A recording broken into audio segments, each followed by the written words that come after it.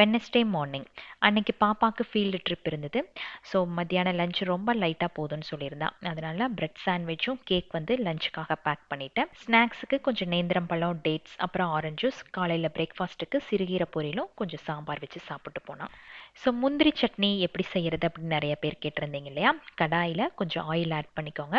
நம்ம காரத்துக்கு தகுந்தாற் போல் பச்சை மிளகாய், அப்புறம் ஒரு கைப்பிடி அளவுக்கு முந்திரி, இதை வந்து லைட்டாக ப்ரௌன் ஆக வரைக்கும் ஃப்ரை பண்ணிக்கோங்க. அது கூடயே ஒரு பெரிய வெங்காயத்தை கட் பண்ணி ஆட் பண்ணிக்கோங்க.